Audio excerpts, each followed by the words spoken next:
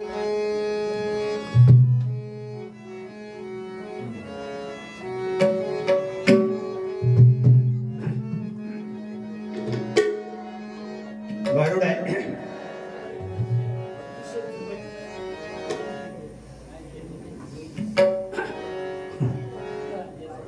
राम जन्माला आले नव्हते त्यावेळीची कथा आहे.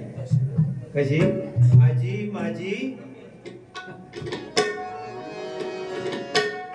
यम्मा यम्मा यम्मा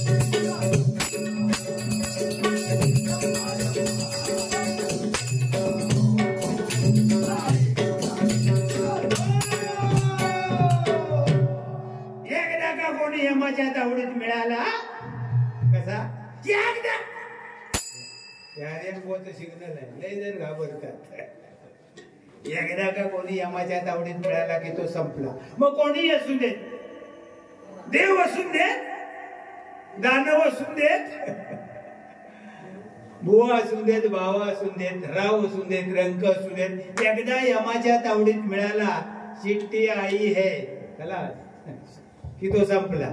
असंच झालं. एकदा काय झालं, रावणाने 33 कोटी देव बंदिवान करून ठेवले. किती देव? 33 कोटी देव. आपले देव किती? 33 कोटी. त्याच्यात ह्यांचा किती नंबर लागतो काय माहिती. ह्याने लय अवतार घेतले बाबा. 10 अवतारात आम्ही त्यांना बघतो. असू दे. 33 कोटी देव. 33 कोटी म्हणजे प्रकार, कोटी म्हणजे प्रकार. 33 प्रकारचे देव. सगळ्या देवाने बंदिवान करून ठेवलं. प्रत्यक्ष सटवी रावणाचे पाय चेपायचे. बघा किती भाग्यवान. रावणाचे पाय सटवीच्या पायची. कोण? सटवी. आता आपली बायको चेपीत नाही. समजा जर दामून भागून जाऊन मीच जर तिला सांगितलं गोवाचे पाय चेपेल तर सांगणार हो, म्हणजे तुम्ही तेवढे दमून येत आणि आम्ही काय दिवसभर काय बसून आहोत झोपून. गप्पा तिकडे तोंड करू तिकडं. तर काय झालं, 33 कोटी देव बंदिवान करून ठेवले. 9 ग्रह पायाखाली चेपून ठेवले आणि प्रत्यक्ष रावणाचे पाय चेपते. कोण? सटवी. पाय चेपता चेपता, काय चेपता चेपता? पाय. पाय चेपता चेपता कुठं तरी वंशाचा दिवा लागला. वंशाचा दिवा लागला म्हटल्यानंतर सटवीला जायला पाहिजे. सटवीला ताबडतोब मोबाईल वर मेसेज आला. कोणाच्या? सटवीच्या. होता तेव्हा मोबाईल अँड्रॉइड. तेव्हा मोबाईल काय नाही हो. तेव्हा आमचं एक पोस्ट ऑफिस जिवंत होतं. आम्ही पत्र पाठवणार, तुम्ही मुंबईला गेल्यानंतर तुम्ही पत्र पाठवणार, ते आम्ही आणून इकडे पोहोचवणार तुमच्या आई वडिलांना. 8 दिवसांनी निरोप मिळायचा. आणि आमच्या नंतर ह्यांचं डिपार्टमेंट होतं. कोणाचं? टेलिफोन. आम्ही दोघे जण एका डिपार्टमेंटची माणसं. PNT, पोस्ट अँड टेलिग्राफ, पान तंबाखू डिपार्टमेंट. दोघांचं डिपार्टमेंट एकच. पण ह्यांचं बंद झालं लवकर. वायरस शिल्लक ठेवलं नाही सगळं. आमचं हा अजून चालू. असू दे. तसं बघा, ती सटवीला मेसेज आला म्हणजे संदेश आला. त्याबरोबर सटवी उठले आणि निघाली. ज्या ठिकाणी कोणी वंशातामध्ये जन्माला आला होता त्या ठिकाणी गेले, आपली काम करून आले. तोपर्यंत हा पोटामध्ये जागा होता. खाडकर उठला, बघतो कुठे इकडे तिकडे दिसत नाही. सटवी आली आणि हळूच परत पायच्या पायला बसली. पायच्या पायला बसल्याबरोबर खाडकर उठला आणि काय म्हणतोय तिला, सारे देव परमेश्वर म्हणवी मला, सारे देव परमेश्वर म्हणवी मला, सारे देव परमेश्वर म्हणवी मला, तिन्ही कालांचा मी राजा मला, तिन्ही कालांचा मी राजा मला, तिन्ही कालांचा मी राजा मला, शक्ती कोटी देव सारे केले वंदिमान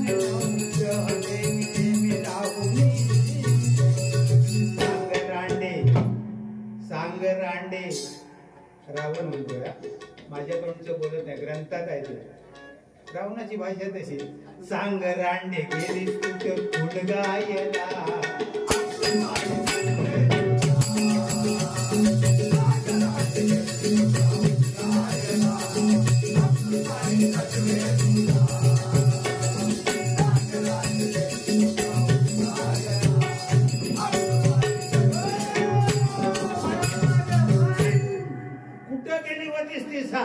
नाही तर तुला आपण मारेल. ती म्हणते, महाराज भविष्य वाचणे माझा धंदा आहे आणि मी भविष्य वाचण्यासाठी सटवी भविष्य वाचते. ब्रह्मदेव भविष्य लिहितो. काय? ब्रह्मदेव भविष्य लिहितो, सटवी भविष्य वाचते. तसं सटवीने भविष्य वाचलं. हाताला गंध पिंजर लावली रावणाच्या. काय सांगितलं बघा, गंध पिंजर हाती घेऊन सटवी वाची भविष्यवाणी, सांगे होईल तुझी हानी रावणा, अरे तुला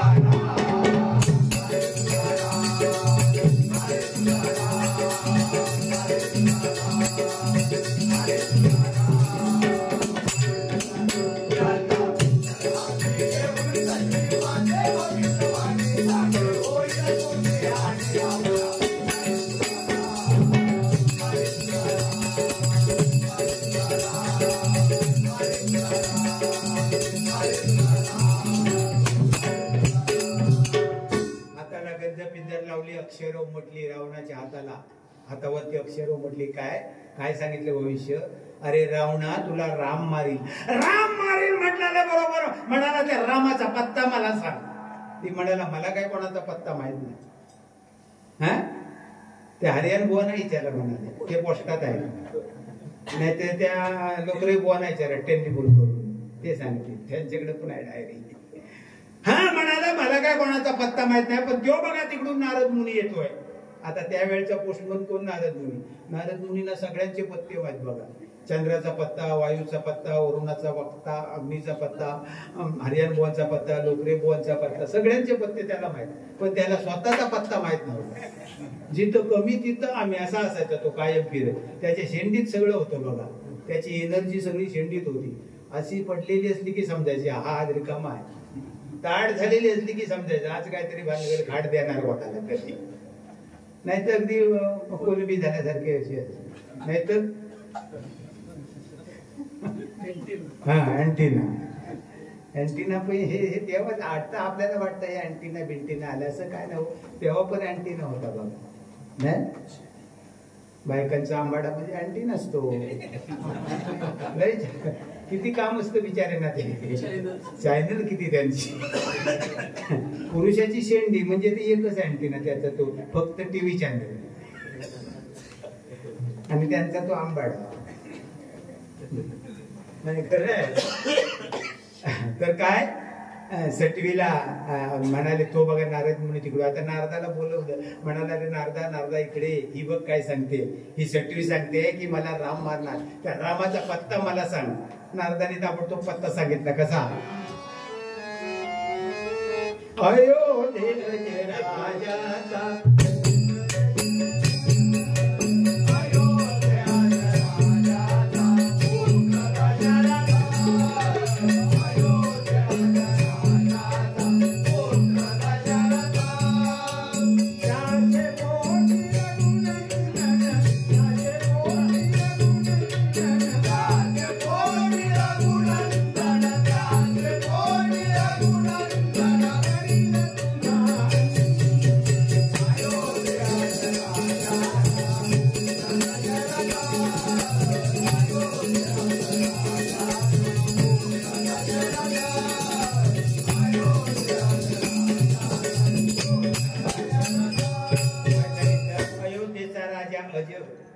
भविष्य सांगितले बघा. आपला नारदाने काय ऍड्रेस सांगितला?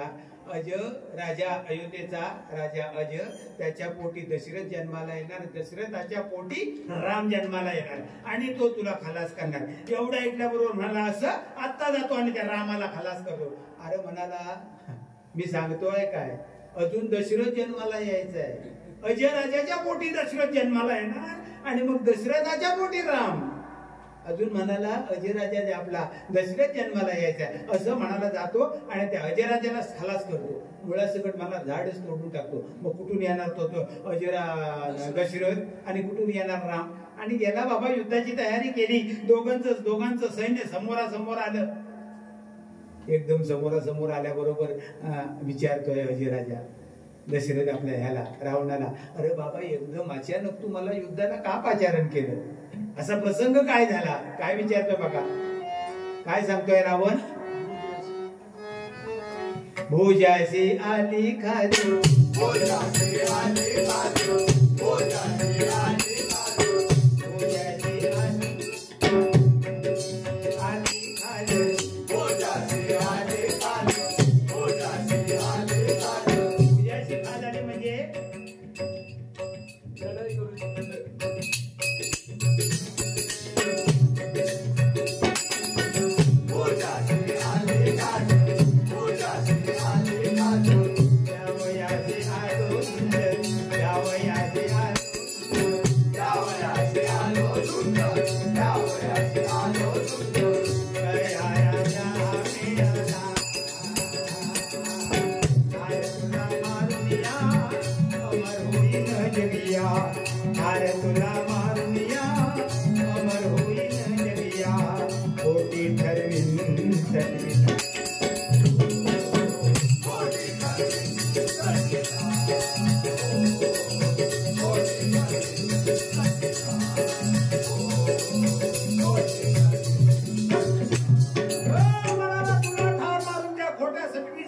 भविष्य मला खोटं ठरवायचं आहे, त्या नारदाची वाणी मला खोटी ठरवायची. आता अजय राजा म्हणतो, अरे काय तुला तर मला मारायचाच होता ना. तर म्हणाला त्या रणांगणावर मारायचं. कारण काय झालं, अजय राजाने आणि ते दोघे जण एका बाजूला गेले घाटावर आणि त्यावेळी हा अजय राजा विचारतोय, म्हणाला तुला मला मारायचंच होतं ना, त्या रणांगणावर मारायचं. आता इथे तू मला मारलं, मी तुला मारलं, तू जिंकलास, मी हरलो, मी जिंकलो, तू हरलास, साक्ष कुणाची? तेव्हा आपण दोघांनी असं करूया. काय सांगतोय अजय राजा? सांगतोय आपण दोघांनी असं करूया, स्वर्गात जाऊन लढाई करूया. स्वर्गात सगळ्या देवांच्या साक्षीनं. त्याबरोबर याचा चेहरा एकदम काळा ठिक्कर पडला. कारण त्याला माहिती होतं आपल्याला स्वर्गात जागा नाही. कोणाला? कोणाला? हा, पापी लोकांना स्वर्गात जागा नाही. म्हणून सांगतो, पाप नाही करायचं, पुण्य करायचं. हा, आता काय आहे, मार्गशीर्ष आहे, उपवास करा जरा. शुक्रवार, बुधवार, रविवार ठीक आहे हो.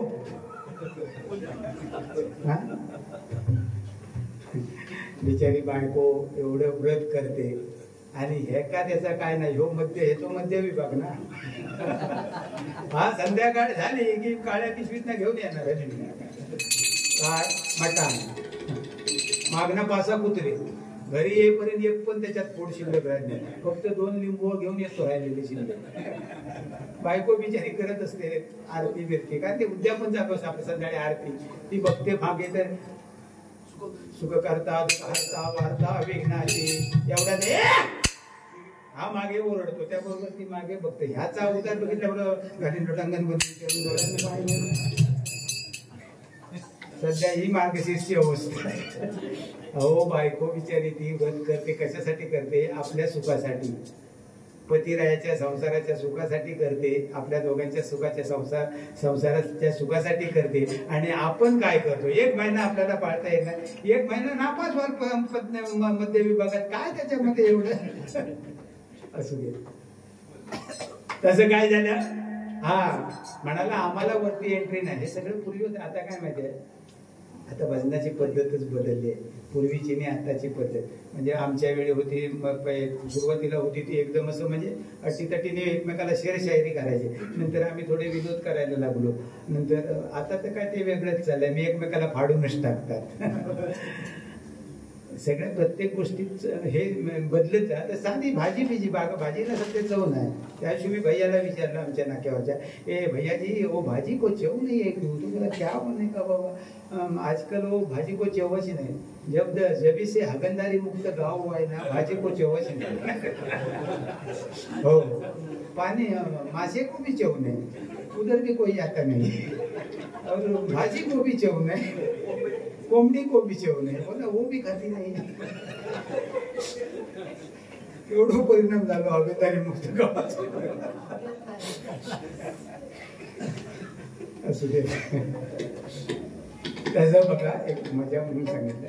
काय झालं, हा म्हणतोय स्वर्गात जाऊया बरोबर. याचा चेहरा काळा. म्हणाला आम्हाला स्वर्गात घेणार कोण? काय म्हणतोय बघा, राक्षस आम्ही नाही आम्हाला स्वर्ग मार्गीची.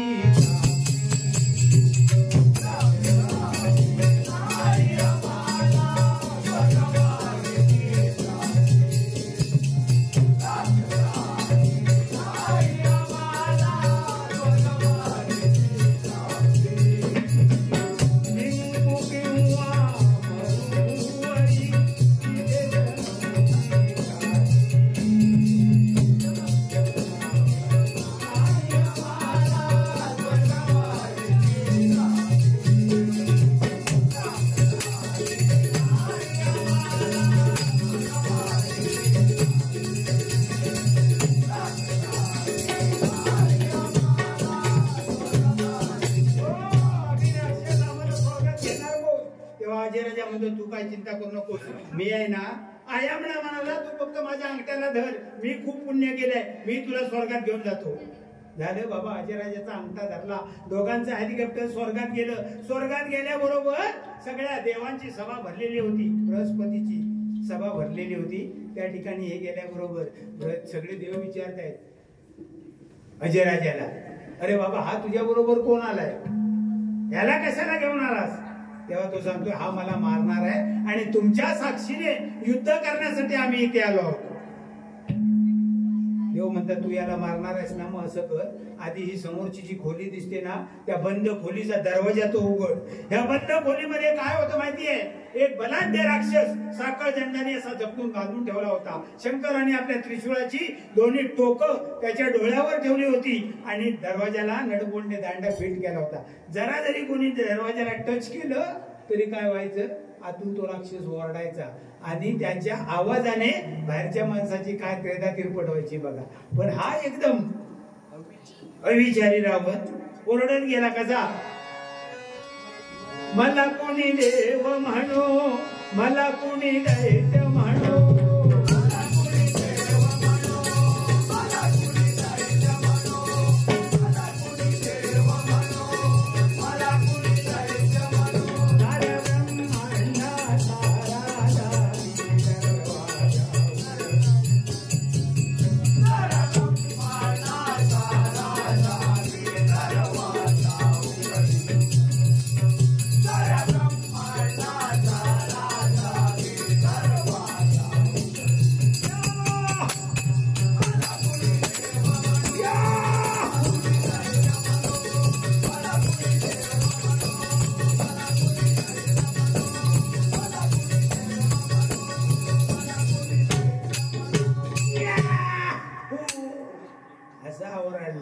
कोण आतून दैत्य. हा गेला दरवाजावर नुसती लात मारली, टच केल्याबरोबर हा जोरात ओरडला आणि त्याच्या आवाजाने या रावणाची काय दशा झाली बघा. अभिमानाने रावण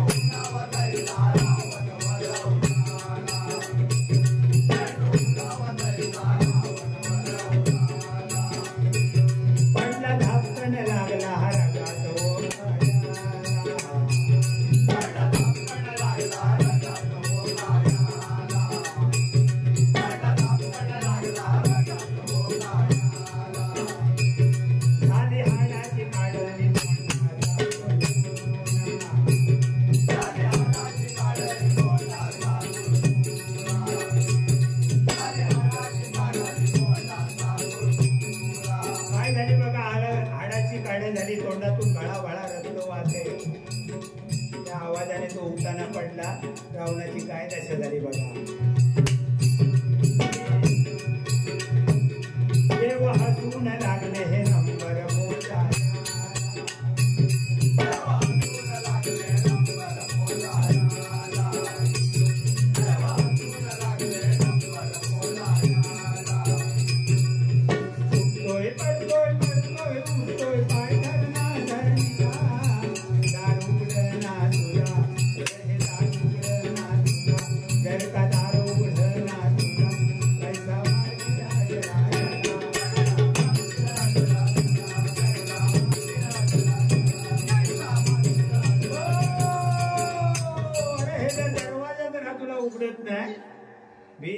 हाडाची काढ झाली. तोंडातून बळाबळा रक्त व्हायला लागलं. भीत मागच्या दरवाजावर गेला आणि जो आतमध्ये दैत्य होता त्याला विचारतो, अरे बाबा तू आहेस तरी कोण?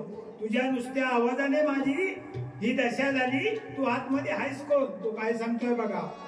अविलाशिनी उमा उमा उमा नाजुमा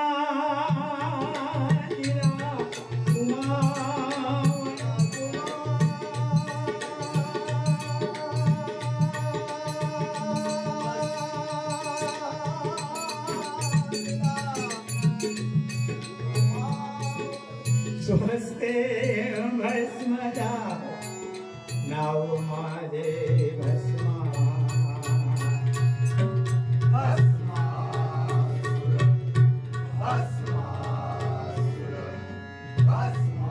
आतमध्ये कोण होता? भस्म झालेला भस्मासूर. अभिलाषा केली मोहिनीची. शंभू महादेवाने त्याला वर दिला, ज्याच्या डोक्यावर हात ठेवशील त्याची राख होईल. म्हणाला तुमच्याच आधी हात ठेवून बघूया. शेवटी विष्णूचा धावा केला.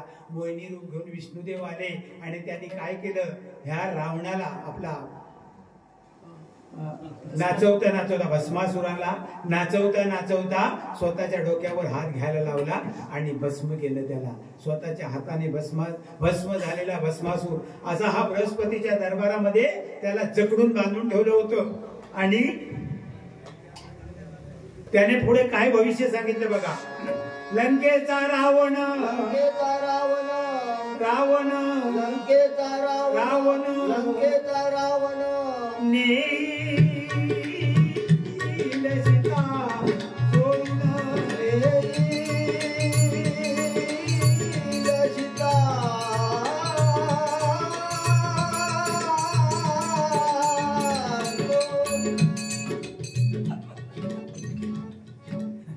बापसी भेटाच हवाय.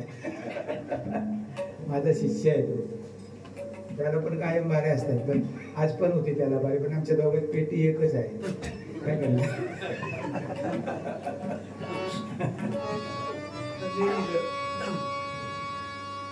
त्याशी मारिल रघुनंदन येईल माझ्या वचन ऐकून.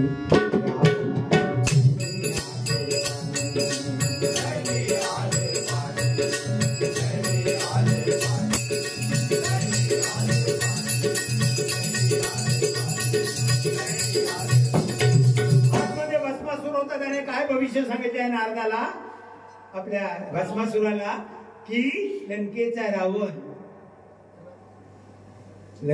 रावण सीतेला पळवील, त्याला राम मारेल, तो माझ्या जाग्यावर येईल आणि मग म्हणाला मी माझी या शापातून मुक्तता होईल.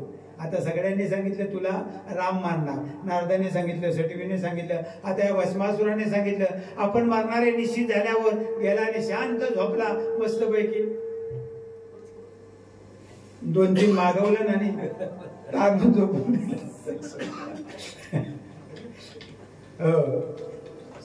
आता समजा जर रावण झोपला असता तर रामायण घडलं असतं. नारद मुनीची शेंडी पुन्हा दाट झाली. नारद मुनी धावत पळत आले आणि म्हणतायत काय त्याला, अरे झोपलास काय? कालांतराने, कारण तोपर्यंत दशरथ जन्माला आला होता. लग्न ठरलं होतं दशरथाचं आणि कौशल्य राजाची कन्या कौशल्या. 3 दिवसावर लग्न होतं. हा येऊन काय सांगतोय, कौशल्याची ही कन्या कौशल्या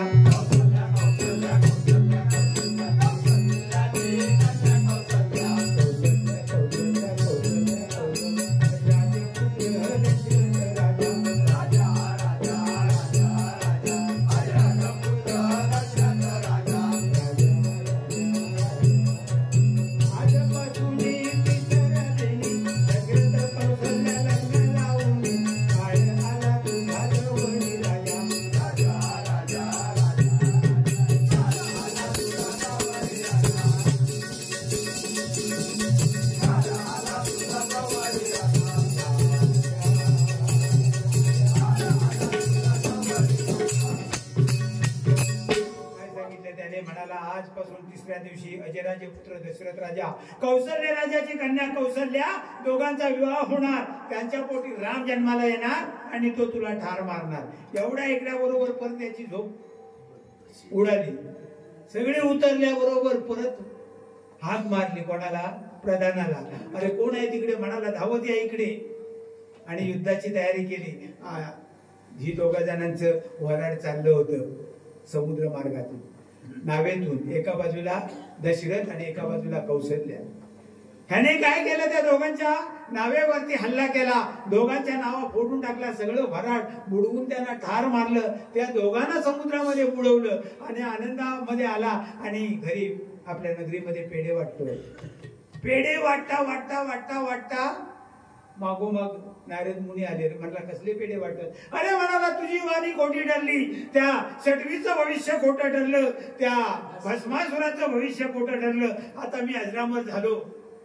त्या दशरथाला म्हणाला मी ठार केलं. एवढं ऐकल्याबरोबर नारद मुनी म्हणतो अरे तुला सांगतो कोण? दशरथ मेला. हा दशरथ मेला सांगतो कोण? त्या दोघांची लग्न लावून ही आनंदाची बातमी आता मी तुला सांगायला आलोय. काय म्हणतोय बघा. दशरथ मेला, दशरथ मेला, कोणी पाहिला.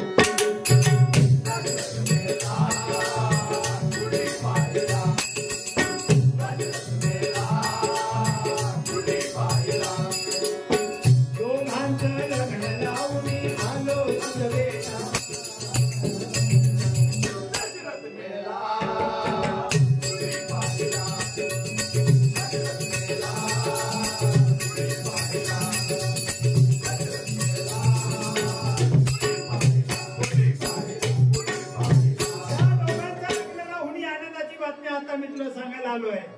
लग्न किती थाटामध्ये पार पडलं. सभा मंडप कसला होता? बँड बाजा कोणाचा होता? काय म्हणतोय बघा. आकाशाचा मंडप सागर लाटांचा वाजे, सागर लाटांचा वाजे, सागर लाटांचा वाजे.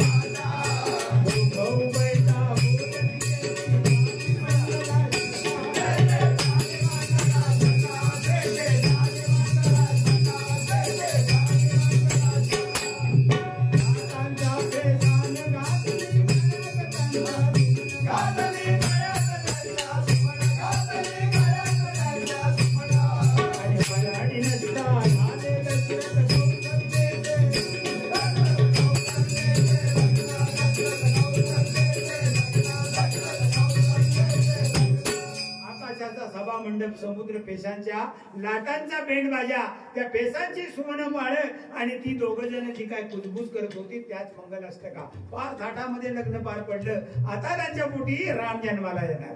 एवढं ऐकल्याबरोबर परत प्रधानाला बोलवलं. म्हणाला जा आणि त्या दोघांना जशी असतील तशा अवस्थेत माझ्याकडे घेऊन या. जशी असतील दोघं जण. आता काय राजाची आज्ञा. शिरसावंत मधून प्रधान गेले सैन्य घेऊन. त्या दोघांना पकडली आणि राजाच्या समोर उभं केलं. कोणाला? दशरथाला आणि कौशल्याला. हा तलवार काढून त्या दोघांना ठार मारणार. एवढ्यात रावणाची लाडकी पत्नी बाहेर आली. कोण? मंदोदरी. आणि काय म्हणता? ना मागे घ्यावा आधी तुमचा हात. हो मरायला म्हणाला अजून तुम्हाला लय दिवस बाकी आहेत. आत्ताच त्यांचं लग्न झालंय, अजून सगळं हनीमून बाकी आहे, सगळं बाकी आहे. त्याच्यानंतर 9 महिने 9 दिवस 9 पाळा. त्याच्यानंतर तो राम जन्माला येणार, तो मोठा होणार आणि मग तुम्हाला मारणार. तवा मारणार तुम्ही. कशाला उगाच म्हणाला चिंता करता? सोडून द्या त्याला. म्हणावं होय जे तुमचं विधिलिखित आहे त्या रामाच्या हातूनच तुम्हाला मोक्ष आहे म्हणाली. तो स्वीकारा. स्वतःच्या पत्नीने सांगितलं. त्याबरोबर याने आपली तलवार परत म्यान केली. होती तशी ठेवली. काय म्हणते ते बघा.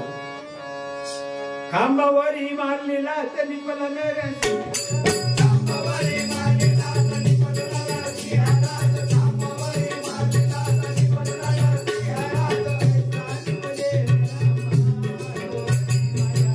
सारे वाणी माझ्या अहो नाथ माझ्या.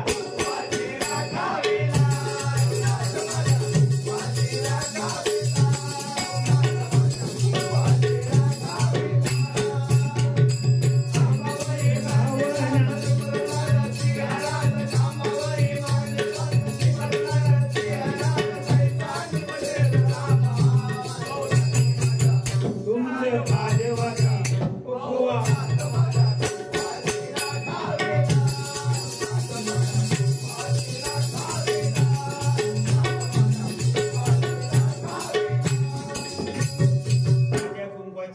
लाज राखा आणि मी सांगते ते ऐका, तुम्हाला मोक्ष रामाकडूनच आहे.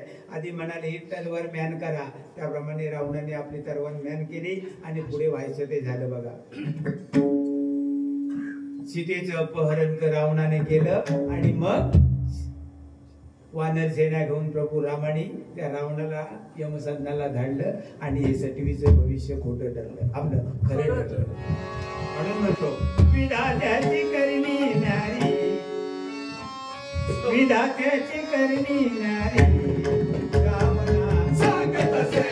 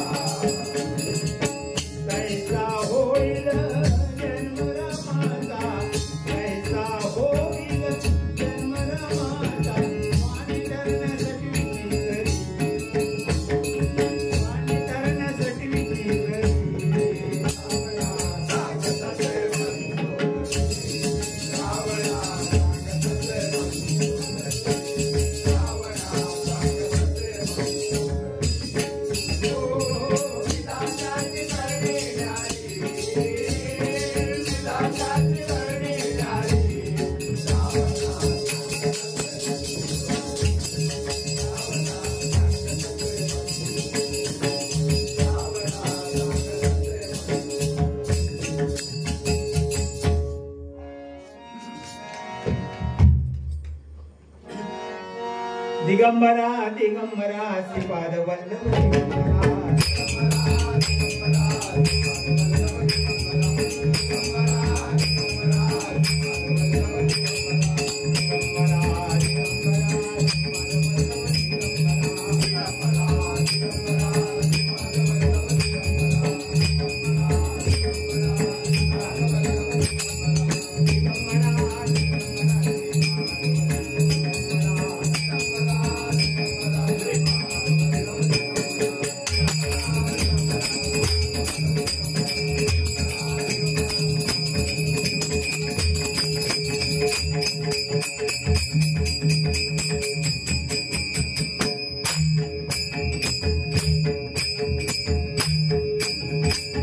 दिगंबरा